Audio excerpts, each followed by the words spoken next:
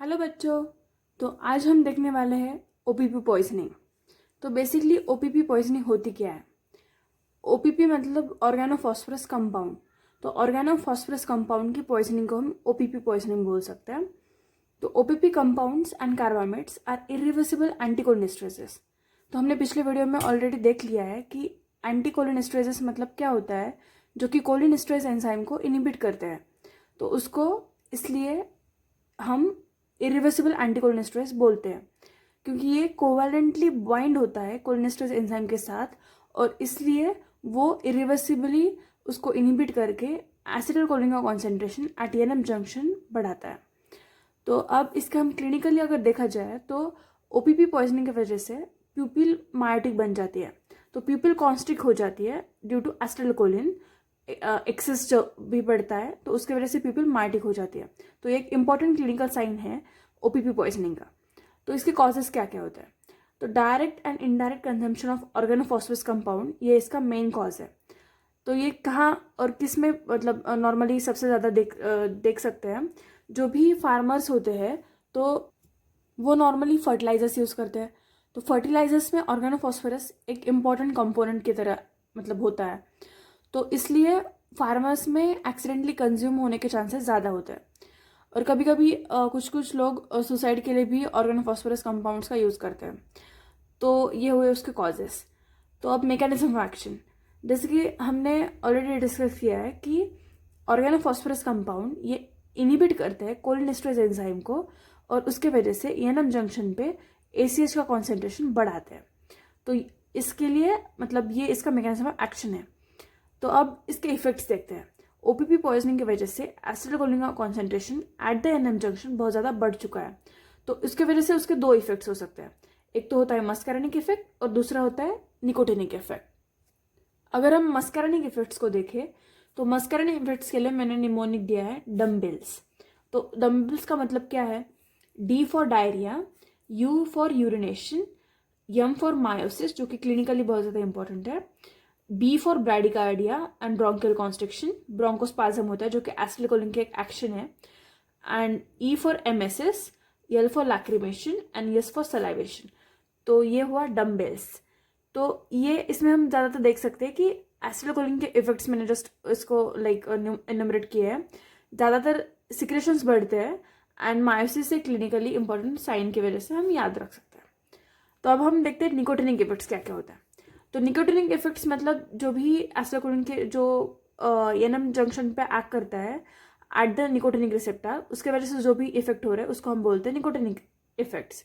तो अब इधर ओपीपी पॉइजनिंग में एसीएच का कॉन्सेंट्रेशन बहुत ज़्यादा बढ़ चुका है, इसलिए हमको निकोटिनिक इफेक्ट्स दिखते हैं। नॉर्मली एट लो कॉन्सेंट्रेशन हमको निकोटिनिक इफेक्ट्स इलिसिट नहीं हो पाते। तो निकोटिनिक रिसेप्टर्स पे रैपिड डिसेंसिटाइजेशन हो जाता है ड्यू टू एक्सेस एसिटिलकोलिन। तो फिर उसकी वजह से पैरालिसिस हो जाता है स्केलेटल मसल का, एंड फ्लैसिड पैरालिसिस इसमें देखा जाता है। तो अगर मसल्स का पैरालिसिस हो रहा है उसकी वजह से रेस्पिरेटरी फेलियर हो सकता है एंड मैकेनिकल वेंटिलेशन हमको करना पड़ता है। तो रेस्पिरेटरी फेलियर इस पर देखा जा सकता है जो कि क्लिनिकली इंपॉर्टेंट होता है। तो ये हमने देख लिया मस्कैरिनिक एंड निकोटिनिक इफेक्ट्स। तो अब हम देखते हैं मैनेजमेंट कैसे करेंगे। अगर ओपीपी पॉइजनिंग का पेशेंट हमारे पास आया तो उसको मतलब ट्रीट कैसे करेंगे। तो सबसे पहले एज ए नॉर्मल पॉइजनिंग हम जनरल स्पेसिफिक मेजर्स यूज करते हैं। पहले ABC, airway, breathing and circulation. तो उसके बाद हम गैस्ट्रिक लवाज करते हैं, लेकिन गैस्ट्रिक लवाज का भी use only up to the 6 hours होता है। After the 6 hours there is no use in OPP poisoning of gastric lavage. तो ये हमें याद रखना है। फिर हम वॉश द स्किन जो कि जनरल मेजर्स में ही आता है, और लाइक जो भी सोर्स है जिसकी वजह से वो पॉइजन उस पर्सन से कनेक्टेड है उसको भी हम उससे लाइक दूर करते हैं। फिर एंटीडोट क्या है? अब इसके लिए एंटीडोट प्रेजेंट है, लाइक वो है अट्रोपिन जो कि बहुत ज़्यादा इंपॉर्टेंट ड्रग है ओपीपी पॉइजनिंग में।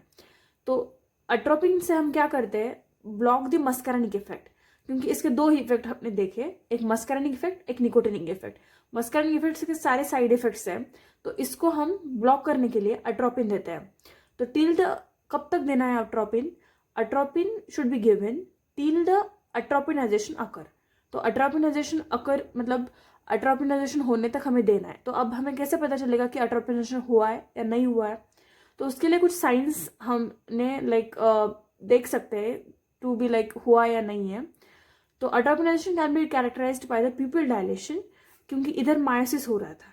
तो अगर हमने अट्रोपिन इंजेक्ट किया और उसके बाद जब प्यूपिल डायलेट हो रही है तो उसका मतलब होता है कि इधर फुल्ली मतलब हो रहा है, तो हार्ट रेट भी बढ़ता है और सिक्रेशंस भी कम होने लगते हैं। तो उससे हमें पता चल जाता है कि अट्रोपिनाइजेशन हुआ है या नहीं हुआ।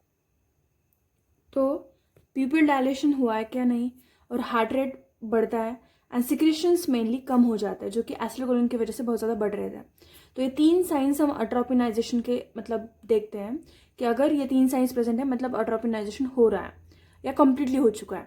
तो कौन से है वो 3 साइंस? प्यूपिल डायलेशन, हार्ट रेट बढ़ रहा है एंड सिक्रेशंस कम हो रहे हैं। तो मोस्टली सिक्रेशंस या पल्मोनरी सिक्रेशंस कम हो जाते हैं। एंड तो ट्रीटमेंट में हम आगे देख सकते हैं। तो दूसरी चीज़ इधर हम यूज़ करते हैं वो है ऑक्साइम्स। ऑक्साइम्स के एग्जाम्पल है प्रेरिडॉक्साइम, ऑबिडॉक्साइम एंड डायएसिटाइल मोनोऑक्साइम। ऑबिडॉक्साइम सबसे ज़्यादा पोटेंट ऑक्साइम बोला जाता है एंड डायएसिटाइल मोनोऑक्साइम ये हम ब्रेन के लिए यूज़फुल है क्योंकि ये ब्लड ब्रेन बैरियर क्रॉस करता है। तो अब ऑक्साइम्स का मैकेनिज्म ऑफ एक्शन देखते हैं कि वो कैसे एक्ट करते हैं। तो बेसिकली सबसे पहले क्या होता है कि ओपीपी पॉइजनिंग में जो भी ओपी कंपाउंड है वो स्टिक साइड पे बाइंड करता है, ये तो हमें पता है। तो फिर ये ओपी कंपाउंड स्टिक साइड पे आके जब भी बाइंड करता है तब वो अल्काइल ग्रुप के साथ भी एक बॉन्ड बनाता है। तो इधर वो स्टिक साइड पे alkyl group and the bond which is formed at the stick side उससे वो जॉइन है। अब ये हुई ओपीपी पॉइजनिंग की बात। अब हम देखते हैं कि ऑक्साइम्स क्या करते हैं। तो ऑक्साइम्स बेसिकली क्या करते हैं कि वो उनके लिए एनानिक साइट इंपॉर्टेंट है क्योंकि वो वहाँ पे बाइंड करते हैं। तो ऑक्साइम्स इधर बाइंड करने के बाद ओपीपी कंपाउंड के फॉस्फोरिक ग्रुप के साथ भी एक बॉन्ड बनाते हैं। तो बेसिकली ये 2 बॉन्ड बनाते हैं, एक एनानिक साइट पे एंड एक ओपी कंपाउंड पे।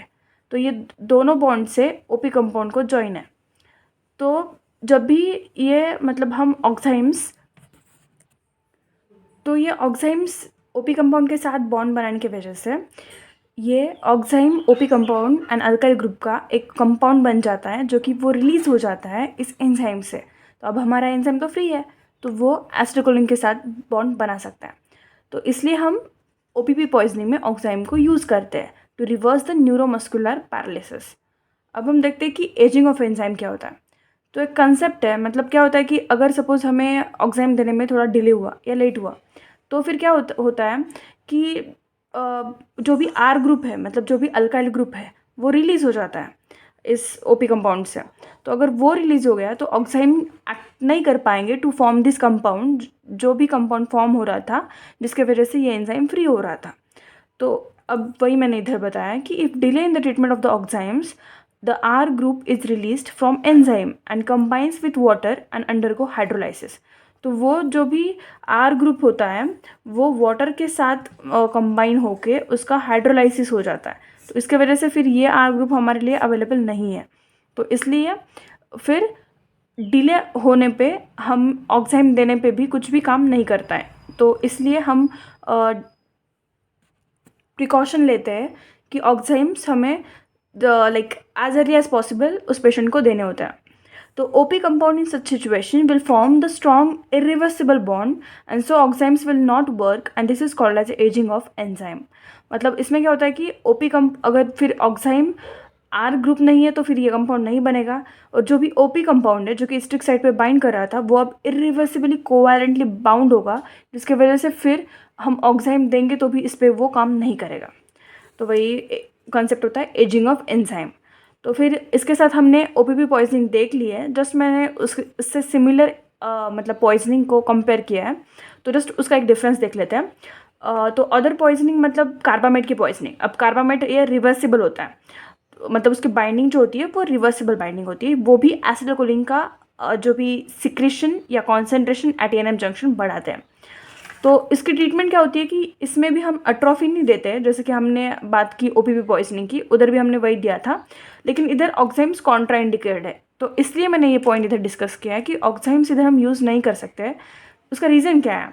अब ऑक्साइम्स क्या करते हैं कि वो मतलब इधर हमने ऑलरेडी देखा है कि वो ओपी कंपाउंड के साथ ये जो भी मैंने बताया था कि कंपाउंड बनाते हैं, लेकिन इधर ऑलरेडी कार्बामेट के पॉइजनिंग में ये दोनों साइड जो भी है वो मतलब बाउंड है, कार्बामेट दोनों साइड पे बाइंड करता है, तो इसलिए ऑक्साइम को बाइंड करने के लिए साइट ही बची नहीं हुई है। तो ऑक्साइम बाइंड किधर करेगा, जो भी बचा कुचा एंजाइम है उस पर ऑक्साइम्स एनानिक साइड पे बाइंड होगा और उसकी वजह से वो सिचुएशन को और ज़्यादा वर्सन करेगा। तो मैंने वही बताया है कि as it prevents remaining enzyme to metabolize acetylcholine and it will not work as it needed anionic site free, जो कि इधर हमारे पास कार्बामेट के पॉइजनिंग में नहीं है, तो which will be not in the case of the carbamate poisoning. तो मैंने वही बताया अभी कि इसके वजह से हम ऑक्साइम्स कार्बामेट की पॉइजनिंग में यूज़ नहीं करते हैं। तो दैट्स ऑल। अगर आपको ये वीडियो पसंद आया हो तो लाइक शेयर एंड सब्सक्राइब। तो मिलते हैं नेक्स्ट वीडियो में।